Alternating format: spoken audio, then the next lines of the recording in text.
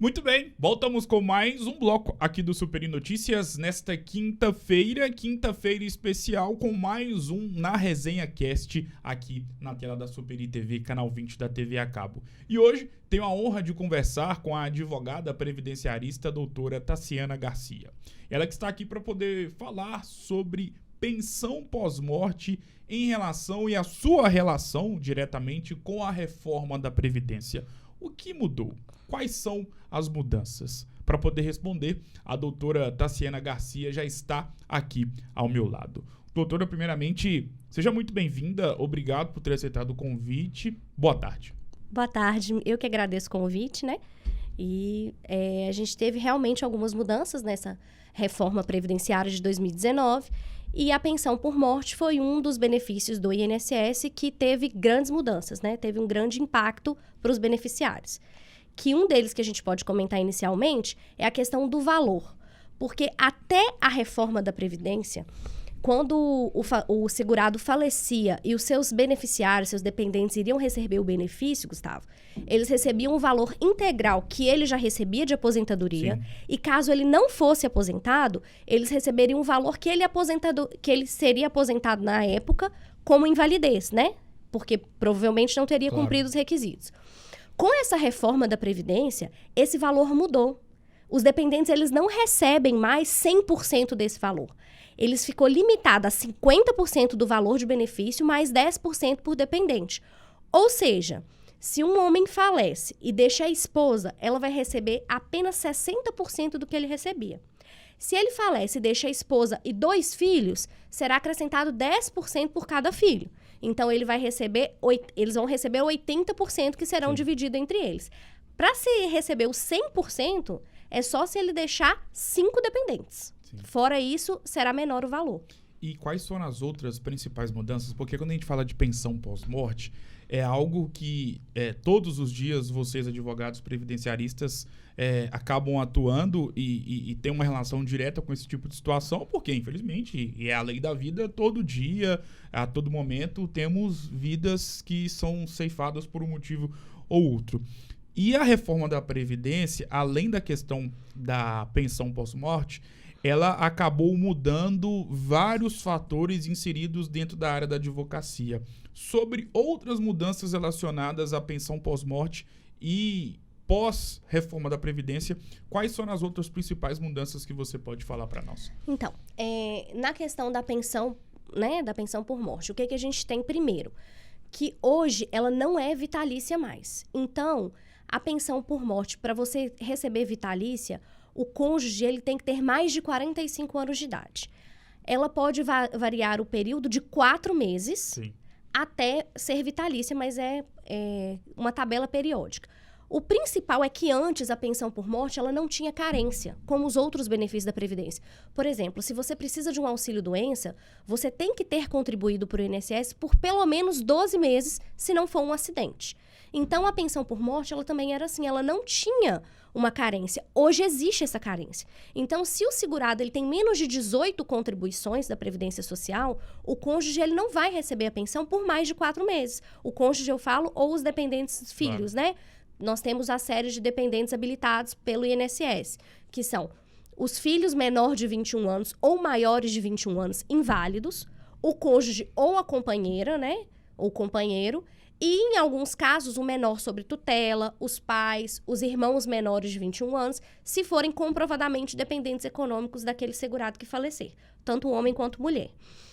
Mas a reforma da Previdência, ela trouxe essa modificação da tabela periódica, da tabela... vamos dizer assim, né? Do período que você vai receber a pensão. Se tiver menos de 18 contribuições, 4 meses apenas. Se tiver as 18 contribuições, vai variar da idade do cônjuge, porque os filhos vão receber sempre até os 21 anos, se inválidos, e se forem inválidos, aí eles vão receber vitalício, tá? Então, para a esposa hoje, ou o esposo, receber vitalício, ele tem que ter mais de 45 anos. Se tiver aí entre os 20, 25 anos para cima até 45, o máximo que vai receber é 15 anos.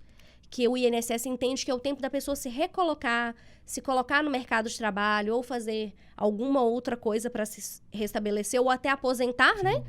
Mas que não recebe vitalício mais. Outra pergunta que eu tenho frequentemente, seja em churrasco de família ou no escritório, é: eu posso acumular a pensão e a aposentadoria? A resposta é sim, você pode. Nem sempre você vai receber os dois valores integrais. Dependendo do valor, será sempre um mais vantajoso integral e o outro será proporcional ao teto do INSS estabelecido para esse benefício. Então, não tem problema nenhum casar de novo, você não perde a pensão, que também é uma dúvida frequente, né? Não casa porque eu vou perder a pensão. Não vai perder a pensão, gente. Sim. Pode casar, pode ficar tranquilo, vai receber a pensão do mesmo jeito. O que vai acontecer é, se for o caso, né? Tem gente que consegue essa proeza de ficar viúva ou viúva 2 vezes. Eita.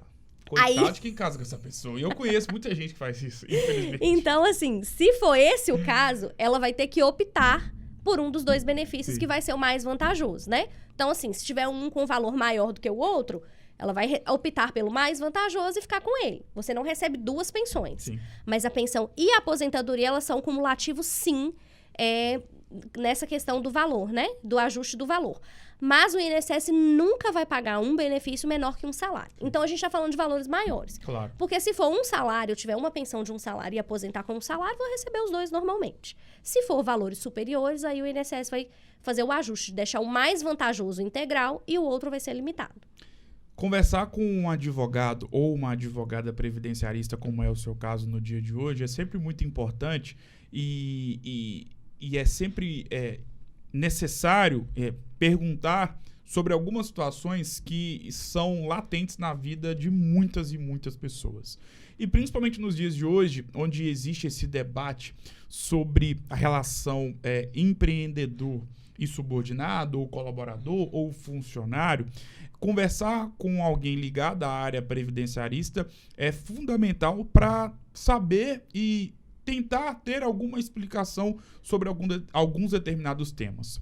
Vamos começar sobre algo que tem sido muito falado, que é a questão da pejotização, que consiste, né, nas empresas ou nos próprios funcionários quererem ser MEI, né, pessoa jurídica, para poder ser um prestador de serviço a uma empresa. Mas, ao mesmo tempo, e principalmente para as pessoas ali que nasceram na década de 80 em diante, têm os pais vivos, sabem que esses pais, por serem mais antigos, já inserem na cabeça dos filhos, quando for começar a trabalhar, tenha a carteira assinada. E esse filho que nasceu na década de 90, por exemplo, que já está no mundo moderno, inserido e com as novas formas de trabalho, ele fica confuso, porque o pai fala uma coisa, só que o mundo está oferecendo situações diferentes e que ele pode achar que é benéfico para ele. Você, como uma advogada previdenciarista, que eu imagino que tem muitos relatos em relação a essa questão desse tipo de conflito, como é que você vê? É benéfico? Depende do tipo de serviço? Depende do tipo de empresa? Como é que você vê esse aumento da pejotização? Então, Gustavo, a primeira coisa que a gente tem que ter em mente é o seguinte. O MEI, hoje, ele só se aposenta por idade. Não existe aposentadoria por tempo de contribuição com o MEI. Então, se hoje você vai prestar serviço de forma autônoma, de forma como PJ, né, que é a empresa constituída, você tem que ter isso em mente. Qual que é o meu planejamento para aposentar? É aí o que você falou, é o que entra o advogado previdenciarista, que ele vai, juntamente com o cliente, traçar o caminho que você vai planejar o seu futuro. Então, o MEI hoje, você só aposenta por idade e você só aposenta com um salário mínimo. Então, se o meu desejo é ter um mínimo de renda ali garantida no INSS, para caso aconteça alguma coisa, e fazer outros tipos de previdência privada, outros investimentos que vão me render uma aplicação no futuro, ele é muito benéfico. Enquanto prestador de serviço ao invés de funcionário, é ótimo. Eu enxergo essa mudança como muito positiva, porque permite que o segurado, ele preste serviço para mais de uma empresa e possa ter aí realmente ganhos maiores, né? Para a empresa acaba saindo mais barato, porque foge de todos aqueles impostos trabalhistas, de todas as obrigações, determinações legais, mas ela também tem que ter o cuidado para não transformar funcionários em pessoas jurídicas que posteriormente vão trazer um passivo trabalhista muito grande para a empresa. Porque a gente tem ali na CLT os requisitos do vínculo trabalhista, né? O artigo 2º da CLT estabelece ali os requisitos do funcionário, que se tiver presente aqueles requisitos, ele pode ser pessoa jurídica, pode ser o que for, que ele é um funcionário. Sim. E aí você vai estar criando um passivo trabalhista para você. Porque muitas vezes o que eu vejo as empresas fazerem é, não, eu vou te contratar como pessoa jurídica, vou somar tudo que você teria direito, você não vai perder nada. Eu só vou me livrar dos impostos. Então ela faz isso, mas coloca como funcionário. Isso não é vantajoso para ninguém, né? Porque aí a pessoa vai estar ali como pessoa jurídica, mas tendo todos os requisitos de funcionário e todas as obrigações. Então, ela vai ter que cumprir o horário integral, vai ter que estar ali à disposição da empresa exclusivamente. Então, ela não vai estar sendo vantajoso, né? Agora, se ela tiver a liberdade de prestar serviço para outras pessoas, para outras empresas, eu venho aqui, presto meu serviço para você, acabei, estou indo embora e presto para outra empresa, é muito vantajoso. E aí, ela tem que planejar o futuro dela em relação ao INSS. Talvez como empresa do Simples Nacional, se for o caso, ela consiga planejar uma contribuição maior para que ela possa aposentar com um valor melhor de benefício e por tempo de contribuição. Na verdade, hoje a gente nem fala aposentadoria por tempo de contribuição, né? Depois da reforma da Previdência. Sim. Porque muita gente hoje já chega perguntando, mas eu tenho 35 anos, eu vou aposentar. Não, não vai, não é assim. É o sistema de pontos que a gente chama, né? Então, que é uma das regras de transição. Então, a pessoa precisa ter, sim, os 30 anos de contribuição se mulher e 35 se homem, mas ela também precisa cumprir a tabela ali dos pontos, né? De quantos pontos somada a idade e o tempo de contribuição no ano precisa, porque isso está mudando a cada ano, desde 2019, agora, cada ano vai acrescentando 2 pontos. Então, ela precisa verificar ali quantos anos eu tenho hoje, quanto tempo de contribuição, quantos pontos e quantos pontos eu necessito para aposentar para que seja feito esse cálculo. Então, é uma coisa bem detalhada, tem que ser feito pessoalmente, não tem como dar uma forma genérica, tá? Mas a vantagem da pessoa jurídica é você conseguir prestar serviço para mais de uma empresa e conseguir remunerações melhores. É o caso hoje dos aplicativos, né? Os motoristas de aplicativo, eles conseguem prestar o serviço ali de forma flexível, no horário deles, muitas vezes concomitante com outra atividade. E aí a questão que você falou, essa geração sempre escutou os pais falarem, trabalho de carteira assinada. Sim. O trabalho de carteira assinada é porque a contribuição do INSS já estava ali salvo, você não precisava preocupar. Mas hoje você pode emitir sua guia do INSS, pagar todo mês, prestar seu serviço de forma liberal. Sem precisar do contador. Sem nenhum problema. Aí, sem precisar do contador, é só como MEI, né? Sim. Se você for abrir uma outra empresa, aí você precisa... Porque tem as outras obrigações tributárias que a gente não consegue fazer sem. E aí, vamos valorizar o nosso amigo contador, que só ele consegue fazer essa parte. Isso aí nem advogado consegue. E aí, pensando com a cabeça do empresário, né? E principalmente para, por exemplo, noticiamos a informação no primeiro bloco que Valadares teve um saldo positivo de contratações formais, ou seja, consiste na contratação de pessoas com carteira assinada no ano de 2022. Pensando com a cabeça do empresário, e empreender no Brasil é quase um ponto pacífico para todos os empresários, que é muito difícil. Eu quero chegar num ponto que a CLT para o empresário nos dias de hoje, porque nós sabemos que a CLT ela remete muito ao passado, na relação trabalhador e empresário, e empreendedor, lá de trás, até com contextos históricos do nosso próprio país. A CLT hoje é um vilão para os empreendedores? Depende. Na verdade, é uma vilã para os empreendedores? Vamos lá, depende. Você fala na questão do empreendedor contratar um funcionário. Sim. Não vejo que ela seja uma vilã. Ela é, na verdade, ali, é o que você falou. A Justiça do Trabalho, ela tem uma visão protecionista, que é da parte mais fraca, que ela entende que o trabalhador é a parte mais fraca. Hoje, realmente, a gente vê que nem sempre é assim, né? Às vezes, a gente se vê muitas empresas na mão de funcionário, porque só o funcionário sabe exercer aquela função, só o funcionário sabe fazer aquela com perfeição, então acaba ficando na mão por alguns outros pontos. Eu não vejo como vilã. A CLT hoje, para o empreendedor, não é vilã. Até porque a gente tem a opção da empresa do Simples Nacional, são os impostos de forma simplificada, e ele consegue recolher ali a parte do INSS, só o que ele desconta do funcionário. Então, ele não tem esse custo no Simples Nacional, né?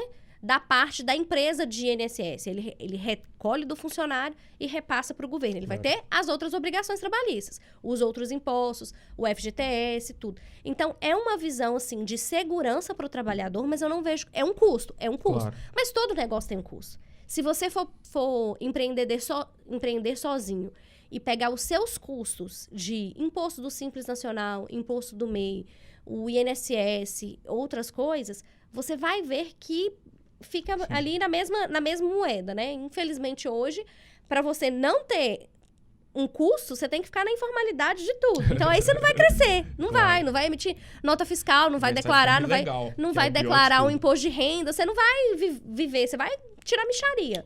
Para você crescer, ter um faturamento bom, não tem como fugir dos impostos, e aí é em qualquer modalidade. Seja empreendendo, seja até o imposto de renda, que já desconta direto na fonte trabalhista. Então, eu vejo muitos funcionários que não querem ter a carteira assinada, não, porque senão eu vou pagar muito imposto de renda. Não tem jeito. Claro. O Brasil hoje, nós temos, infelizmente, uma carga de impostos altos, mas é o preço que a gente vive para ser bem-sucedido, né? Haja vista que é um ponto pacífico entre os próprios deputados desse novo mandato de diferentes ideologias, correntes políticas, que o Brasil necessita mais do que nunca de uma reforma tributária para justamente simplificar e, acima de tudo, facilitar a vida de quem empreende no país. Doutora Tassiana, para a gente poder iniciar nosso bate-papo em relação aos tipos de processos, e aí a gente pode voltar no início da nossa conversa, quando você falou sobre, especificamente mais sobre a questão da pensão pós-morte em relação à questão da reforma da Previdência. Hoje, na sua área, que é de suma importância, qual é o principal tipo de processo mais existente? Então, hoje os processos que figuram o INSS como parte, né, que é o que a gente mais atua, eles são processos perante a Justiça Federal, normalmente durante o juizado especial, que é o competente para julgar as causas do INSS. Então, são processos que são um pouco mais céleres do que o normal.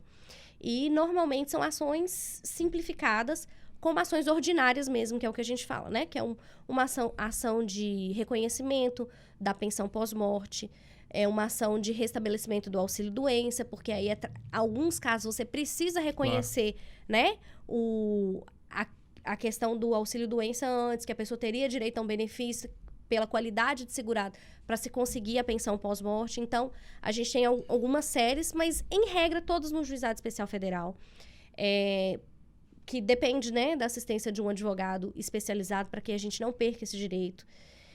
Muito poucos segurados, eles conseguem perceber que, a partir do momento que eles não contribuem mais com o INSS, eles têm um período de graça, que eles conseguem um benefício. Então, isso é muito importante. Claro. Porque, por exemplo, se você para de trabalhar hoje, durante um período de mais ou menos 1 ano depois da sua última contribuição, você ainda consegue pleitear algum benefício. Então, se é o caso de você ficar viúva ou viúva nesse período que o seu companheiro que faleceu parou de trabalhar, você consegue pedir uma pensão, sabe?